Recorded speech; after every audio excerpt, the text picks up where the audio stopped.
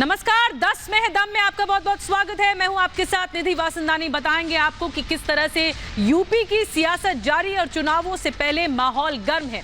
तो सबसे पहले 10 में है दम में बात होगी आज की शाह ने हुंकार भर दी है और कह दिया है कि अब की बार 300 के पार। आज की पहली बड़ी खबर 10 में दम की होगी। आगे बढ़ेंगे और आपको बताएंगे 2022 की जो मुख्य लड़ाई अब सीधे सीधे बीजेपी वर्सेस समाजवादी पार्टी की तरफ जा रही है। तीसरी बड़ी खबर, कर्नाटक के कौरवों ने सरेआम महिलाओं को अपने शब्दों से अपमानित किया और सभी तमाशबीन बने रहे।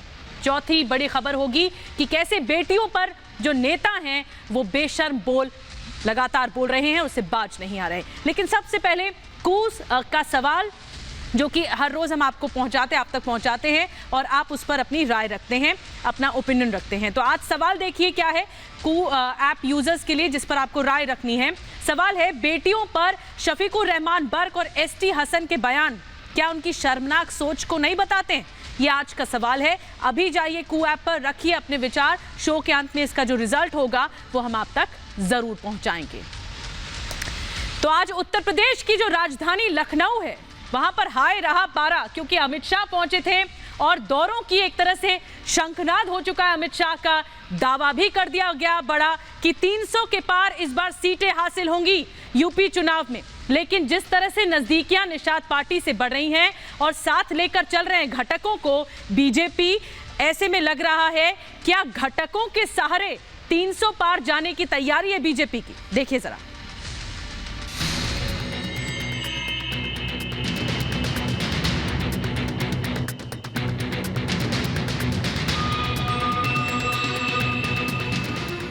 जरा जोर से बोलिए, 300 पार की लड़ाई लड़ेंगे क्या? जोर से बोले, 300 पार की लड़ाई लड़ेंगे क्या? सपा बसपा का सुपड़ा साफ करेंगे क्या? ये हुंकार है बीजेपी के चाणक्य अमित शाह की। लखनऊ में निषाद समाज की रैली को संबोधित करते हुए अमित शाह ने कहा कि आने वाले चुनाव में निषाद समाज के सहयोग से बीजेपी 300 के पार सीटें जीतेगी और फिर से सरकार बनाएगी। जरा जोर से बोलिए, 300 पार की लड़ाई लड़ेंगे क्या? जोर से बोले, 300 पार की लड़ाई लड़ेंगे क्या? सपा बसपा का सुपड़ा साफ करेंगे क्या? कांग्रेस को यूपी के अंदर अकाउंट न खुले ऐसी स्थिति में लाएंगे क्या? इस मौके पर गृह मंत्री अमित शाह ने जहां निषाद समाज के योगदान को याद किया, वहीं एसपी बीएसपी पर जोरदार हमला बोला। शाह ने कहा कि इन पार्टियों ने समाज को केवल जातियों में बांटा और केवल परिवार का विकास किया। माताओं, भाई और बहनों, जिस प्रदेश में माफिया और गुंडों का राज होता है वो प्रदेश में गरीब का विकास कभी नहीं है। बीजेपी के सबसे बड़े रणनीतिकार माने जाने वाले शाह ने सीएम योगी की जमकर तारीफ की। कहा, योगी सरकार ने जो सबसे बड़ा काम किया है वो है माफियाओं का खात्मा।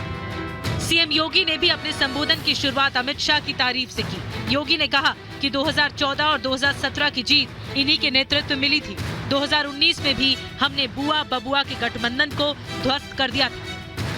2014 में उत्तर प्रदेश में भारतीय जनता पार्टी ने अपने सहयोगी दलों के साथ 73 सीटों पर माननीय से अमित शाह जी की रणनीति के तहत जिन कार्यक्रमों को आगे बढ़ाया था, भारी सफलता प्राप्त की। 2017 में भी सफलता का एक क्रम चलता रहा। 2019 में तो मात्र निषाद पार्टी ही भारतीय जनता पार्टी की सहयोगी पार्टी थी। सीएम योगी ने निषाद समुदाय के योगदान की सराहना करते हुए कहा कि जब जब भगवान राम को वनवास मिला तो सबसे पहले निषाद राज ही थे जिन्होंने उनकी मदद की थी। कोई भी निषाद भारत का निषाद समुदाय का अनुयायी कोई भी होगा, वह सबसे अधिक प्रसन्न हुआ होगा जिस दिन प्रधानमंत्री मोदी जी ने अयोध्या में भगवान राम के भव्य मंदिर का शिलान्यास किया था। 2022 की जंग को जीतने के लिए बीजेपी निषाद समुदाय को भी साधने में जुट गई है। बीजेपी और निषाद पार्टी साथ मिलकर चुनाव लड़ेंगे। पूर्वांचल समेत यूपी की 160 विधानसभा सीटों पर निषाद समुदाय की पकड़ है। बीजेपी को लगता है कि जैसे निषाद राज ने भगवान राम की नाव पार लगा दी थी, उसी तरह 2022 के चुनाव में निषाद समुदाय का सहयोग उसे 300 के पार पहुंचा देगा। Bureau report, Republic Bharat. तो इस बार के यूपी चुनावों में निषाद समुदाय के लोग बीजेपी का बेड़ा पार करेंगे, सबसे बड़ा सवाल ये है। तो आपको ग्राफिक्स के माध्यम से बताते हैं कि बड़ी बातें क्या है। 2022 का विधानसभा चुनाव बीजेपी निषाद पार्टी का गठबंधन हो चुका है। सितंबर में इसका ऐलान किया गया। 160 विधानसभा सीटों पर प्रभाव डालता है निषाद समुदाय। 18 जिलों में निषाद समुदाय से जुड़े लोग रहते हैं यूपी के, और पूर्वांचल में सबसे ज्यादा, जी हाँ, पूर्वांचल में सबसे ज्यादा आबादी है। 60 सीटों पर निर्णायक भूमिका रखते हैं निषाद समुदाय के लोग, जिसमें जो जातियां, उपजातियां आती हैं उसमें निषाद, केवट, बिंद, मल्ला, कश्यप, मांझी, गोंड उपजातियां आती हैं। तो क्या देखना होगा। और पूर्वांचल पर बहुत अच्छी पकड़ है, इसीलिए माना जा रहा है कि जो निषाद को साथ लाए हैं और इनके समर्थन से आगे यूपी चुनाव की तरफ बढ़ रही है बीजेपी, तो क्या ये जीत दिला पाएंगे। आगे बढ़ते हैं। और जो अब यूपी 2022 की लड़ाई है वो सीधे सीधे अखिलेश यादव वर्सेस बीजेपी की दिखाई दे रही है। अखिलेश यादव आज रायबरेली के दौरे पर थे। ये है कांग्रेस का गढ़, लेकिन वहां जाकर बीजेपी पर निशाना साधा गया। क्या कह रहे हैं अखिलेश यादव और इस बार क्यों ताल ठोक कर ये दावा कर रहे हैं कि सपा की सरकार आ रही है, सुनिए जरा।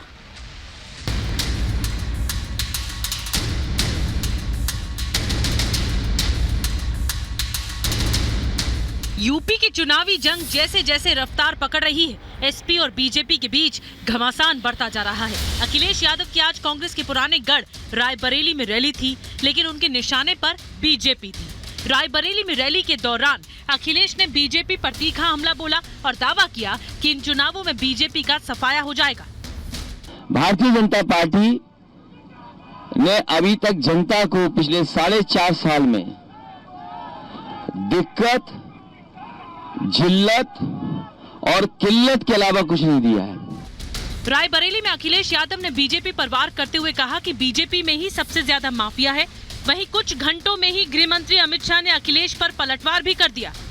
आज भारतीय जनता पार्टी सूची जारी करे कि उत्तर प्रदेश में माफिया कितने हैं और माफिया किस पार्टी में है। अगर माफियाओं को किसी ने बढ़ाया है तो आज भी भारतीय जनता पार्टी माफियाओं को बढ़ा रही।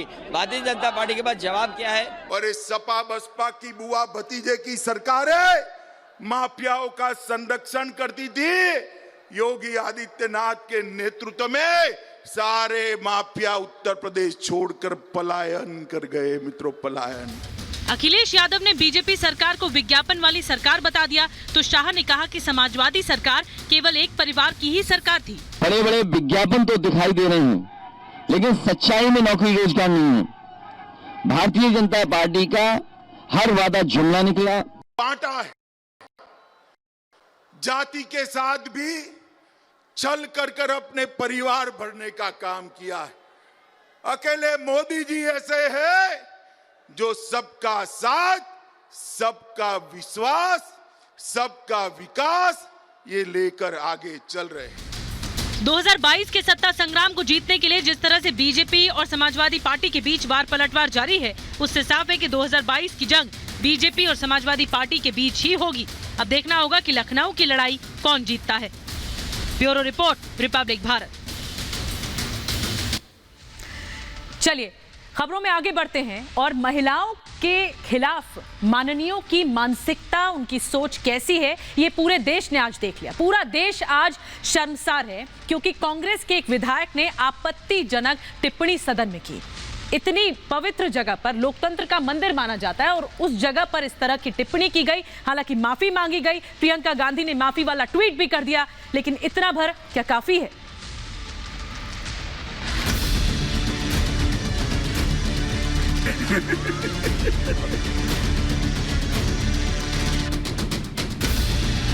कर्नाटक विधानसभा में कांग्रेस विधायक के रमेश कुमार ने जो कहा, उसने मर्यादा की धज्जियां उड़ा दी।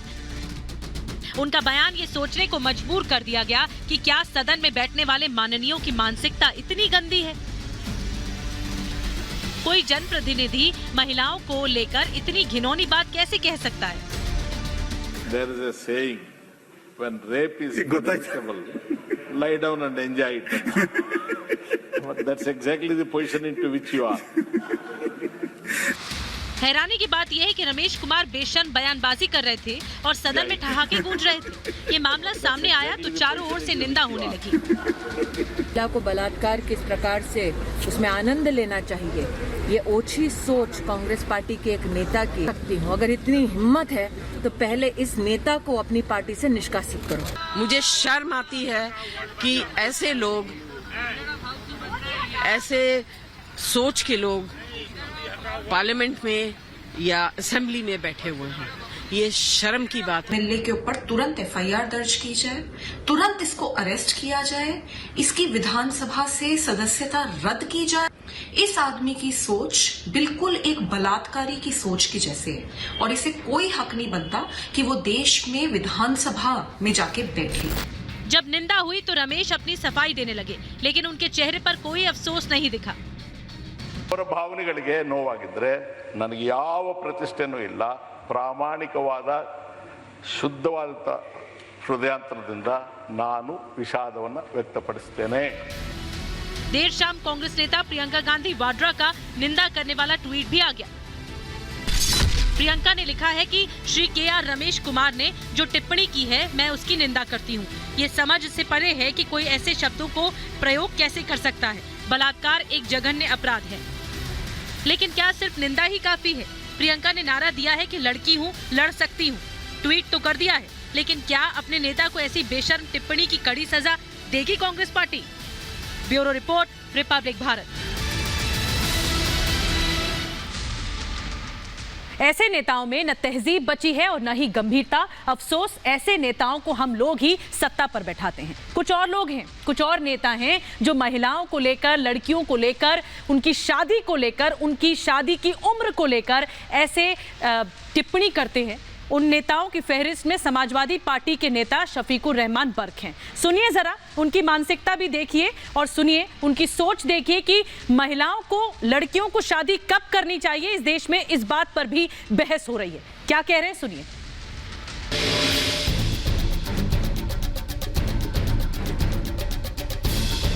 लड़कियों को ज्यादा उम्र बढ़ा देने से बहरहाल हालात बिगड़ेंगे। इसमें ज्यादा आवारगी का मौका मिलेगा। आपने सुना, ये है संभल से सांसद शफीकुर रहमान बर्क।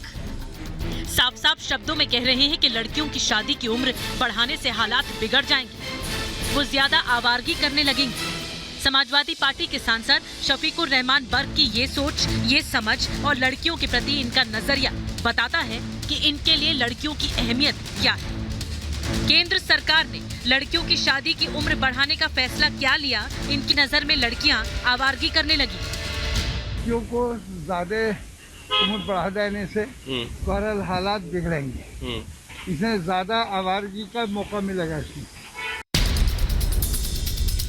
शफीकुर रहमान बर्क केंद्र के फैसले का विरोध क्यों कर रहे हैं, उनकी दलील भी सुन लीजिए। लड़कियां माता पिता पर बोझ होती हैं, ऐसे में उनकी शादी जल्द कर देने में ही भलाई है। सभी को जल्दी कर देनी चाहिए, देर करने से क्या फायदा है।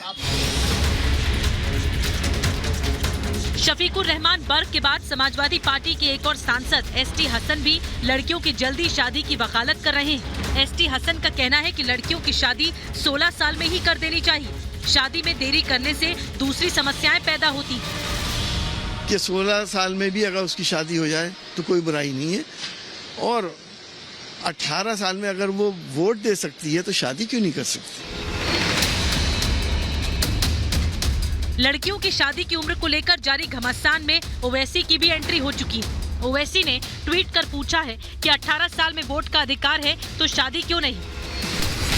18 साल के पुरुष और महिला अनुबंध पर हस्ताक्षर कर सकते हैं, व्यवसाय शुरू कर सकते हैं, प्रधानमंत्री चुन सकते हैं और सांसदों और विधायकों का चुनाव कर सकते हैं, लेकिन शादी नहीं कर सकते। वे यौन संबंधों और लिव इन पार्टनरशिप के लिए सहमति दे सकते हैं, लेकिन अपने जीवन साथी का चयन नहीं कर सकते हैं। ये हास्यास्पद है।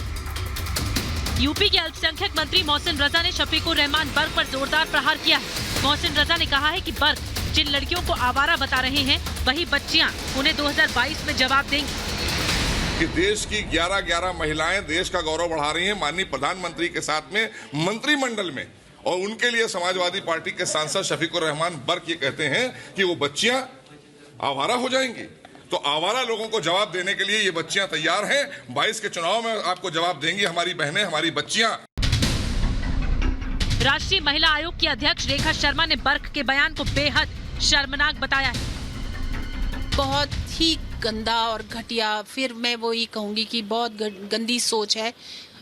उनको बढ़ती हुई लड़कियां आगे बढ़ती हुई अच्छी नहीं लगती हैं, और ऐसे लोगों को फिर से कहूंगी कि लीडर नहीं कहलाने के लायक। मुस्लिम धर्मगुरु और दारुल उलूम फिरंगी महली के प्रवक्ता मौलाना सुफियान निजामी शादी की उम्र बढ़ाने के केंद्र सरकार के फैसले का विरोध कर रहे हैं। मेरा ये मानना है कि जब तक इसके रीजन को और इसकी वजह को ना बताया जाए कि 18 से बढ़ाकर 21 साल की एज क्यों करार दी गई, तब तक इस तरीके के किसी भी फैसले को सही मानों में स्वागत उसका नहीं होना चाहिए। वहीं अखिलेश यादव ने बर्क और एसटी हसन के बयानों से किनारा कर लिया है। अखिलेश यादव ने कहा कि समाजवादी पार्टी की सोच लड़कियों को हमेशा आगे बढ़ाने की रही है। तो समाजवादी पार्टी हमेशा प्रोग्रेसिव सोच की है। अगर बेटियां, बहनें और महिलाएं और देश के तमाम सामाजिक संगठन ये चाहते हैं 21 साल हो उम्र उनकी शादी की, तो समाजवादी पार्टी उस पक्ष में है कि हाँ 21 वर्ष की उनकी शादी की उम्र हो। खुद को समाजवादी कहने वाले नेताओं की लड़कियों के प्रति इस समझ पर अब हंगामा मच रहा है। हंगामा होना लाजमी भी है। ये हमारे चुने हुए सांसद हैं जो लड़कियों के हित में बात करने के बजाय उन्हें आवारा बता रहे हैं, उनको परिवार का बोझ बता रहे हैं। ऐसे में तो यही कहा जा सकता है कि ऐसी सोच पर चोट जरूरी है। Bureau report, Republic Bharat. और आज 10 में दम में सवाल भी इसी तरह का था। बेटियों पर बर्क और एसटी हसन के बयान क्या उनकी शर्मनाक सोच को बताते हैं? ये आज का सवाल था। आपने अपने राय रख दी है, जिसके मुताबिक 98% लोगों का जवाब हाँ में है और 2% लोगों का जवाब ना में है। तो इसी के साथ 10 में दम में आज के लिए बस इतना ही। नमस्कार।